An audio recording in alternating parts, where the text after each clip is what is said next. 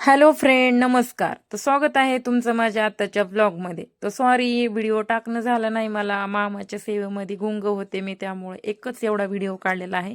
इथं आम्ही आदमापूरच्या जराच अलीकडे होतो आणि जेवाय बसलो. खूप भूक लागलेली होती आणि आम्ही गाडी प्रायव्हेट करून गेलो होतो बरं का. तुमच्या माहितीच तो सांगते, पण गाडीमध्ये एकही व्हिडिओ काढलेला नाहीये, कारण मूडच नव्हता. कारण प्रवासानं इतकं विचित्र होत होतं ना, कारण जाणं ना अर्जंट येणं, त्याच्यामुळं काही विषय नव्हता. तर संध्याकाळचे 9, 9:30, 10 वाजले होते. आम्ही आदमापूरच्या अलीकडे जेवाय गेलो. मस्तपैकी आईला म्हणलं चल जेवू, तर आम्ही करायला लागलो जेवण. इथं शॉर्ट व्हिडिओ सध्या बनवले नाही मी, फक्त लॉंग व्हिडिओ एवढाच बघितलाय. बट सॉरी, तुम्हाला दाखवण्यासाठी मला वेळ नव्हता आणि माझा मूड पण नव्हता व्हिडिओ काढायचा. कसं आहे ना, एकदा सवय मोडली की सवय मोडती, त्यामुळे व्हिडिओ काढत नव्हते. तर चला म्हणलं तरी पण दाखवा. तर बघू शकता आईने मी इकडं मस्तपैकी दोघीमध्ये एक ताट घेतलं. जेवण एवढं खास नव्हतं, पण खूप भूक लागली होती, त्याच्यामुळे जेवायला गेलो आम्ही. परत हे बघू शकताय, सकाळी पहाट झाली होती. हे बघा,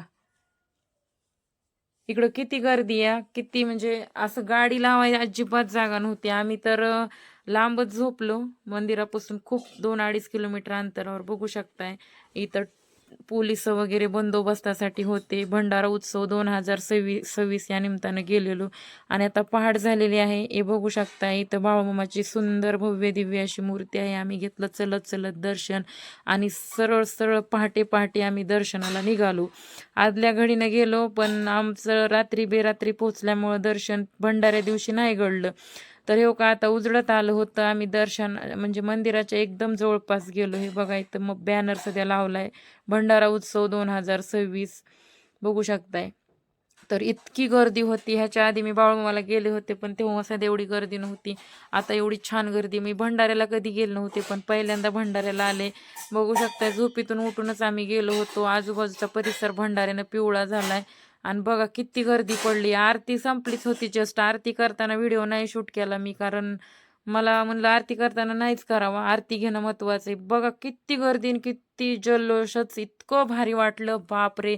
माझ्या माहितीनं तुम्ही गेलात का आदमापूरला? कोण कोण गेले कमेंट करा, आणि जे कोणी गेले नसते ते बाळूमामाला नक्कीच जा, कारण त्यांच्या कृपा आशीर्वादानं सगळ्यांचं चांगलं झालंय, म्हणूनच एवढे भाविक भक्त आलेत. सगळ्यांना प्रसन्न झालेला आहे देव, सगळ्यांच्या मनातल्या इच्छा पूर्ण केल्यात. कित्येक लोकांना मुलगा होत नाहीये, तर मुलं सध्या लोकांना झालेली आहेत. ह्या देवानं त्यांना म्हणजे देव प्रसन्न झालाय. बाळूमामांना वाचा सिद्धी होती, त्यांचा शब्द खरा होते, त्यामुळं देवाला, माझ्या ह्या देवावर लय विश्वास आहे. बघा इतकी छान गर्दी. जितका जितका शूट करता येईल ते आमच्या ड्रायव्हरला व्हिडिओ शूट करायला लावला. मग आम्ही इकडं दर्शन करून बाहेर आलो. आंघोळ्या बघायला, पण आंघोळीसाठी काही नव्हती व्यवस्था, त्यामुळे आम्ही वापस आलो परत.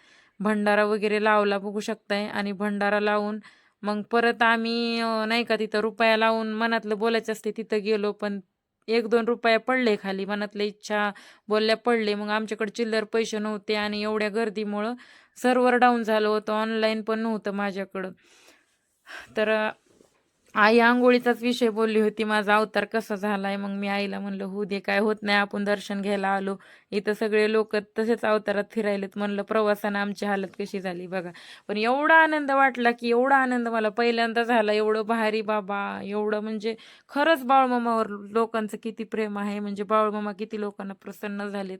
आणि मला सध्या देवानं खरंच मला जरा सुखाचे दिवस आल्यासारखं वाटायले बाळूमामाच्या वाऱ्या केल्यापासून. इकडं बघा आईनं घरात उदबत्या लावायला घेतल्या जत्रेतून. मी काय घेतलं नाही, मी बघत होते घड्याळ गेला, पण मनासारखी घड्याळ नाही भेटली. नंतर इकडं भंडारा वगैरे प्रसाद घेतला, नारळ बिरळ फोडलं होतं. नारळ ॲक्च्युली फोडायचं नव्हतं, पण आम्हाला माहीत नव्हतं, नंतर अडवलं. आणि हे बघा मस्तपैकी असा बाळूमामाचा प्रसाद आहे आणि आम्ही गेलो होतो. मी केला आईचा व्हिडिओ शूट. आईला म्हणलं भंडारा पण घे, आपल्याला लावायला होईन भंडारा. मग आईनं सगळा प्रसाद घेतला, कारण बाळूमामाला आलं की माणूस रिकामं जाण्यापेक्षा प्रसाद घेऊन गेलेलं सगळ्यांच्या मुखात जातोय, बरोबर की नाही. मग नंतर आम्ही गेलो इकडं ढमूला, काहीतरी कडं कुठं काय किचन बघायला गेलो. तर इथं वासुदेव भेटले. आईला म्हणलं चला वासुदेवाच्या दर्शन घेऊ आणि नंतर त्यांच्या गाण्याचा आनंद घेऊ. तर दर्शन घेऊन 20 रुपये दिल्यानंतर तिने खूप छान असं गाणं गायलं. तेव्हा मला म्हणजे जुनी आठवण झाली. आता वासुदेव इथून पुढे आपल्याला बघायला भेटतात का नाही माहित नाही, पण जर आहे तिथं मी त्याचा आनंद घेते. मला वासुदेवाचे गाणे आणि वासुदेव बघायला खूप आवडते, त्याच्यामुळे आम्ही गेलो. नंतर बघा आम्ही म्हणजे एकदम निघालतो, जत्रा पूर्ण पार पडली. एकाकडला एकच दुकान राहिलं होतं. मग तिथं आईला म्हणलं, "मला मामाचा फोटो घ्यायचा आहे." मग कुठला घेऊ सिलेक्ट करत होते. मग मी घेतला बघा हा उभारलेला फोटो मला खूप आवडला. मग मी तोच फोटो घेतला. तर काही जास्त महाग नव्हता. फक्त ₹100 होता. मी घेतला तो फोटो आणि म्हणलं आपल्याला दर्शन करायला होईन घरामध्ये. घरामध्ये छानसा फोटो नव्हता. खरं तर बाळूमामाला म्हणजे मटण, अंडे असल्या काही गोष्टी जमत नाहीत. त्यामुळे मी घरात फोटो आमच्या इथं खाणारी माणसे ठेवला नाही. पण ह्यावेळेस घेतला फोटो. म्हणलं बघा आपण आपलं तारकी-पारकीनं राहायचं आणि मामाची सेवा करायची मनातून. तर बघा हे का छान असा सुंदर असा फोटो घेतलाय आणि बॅग नव्हती आणलेली. बॅग तिथंच ठेवून आलो आम्ही. त्याच्यामुळे हातात फोटो न्यावा लागला मला. तर अशा प्रकारे आमचं झालं दर्शन. संपलं.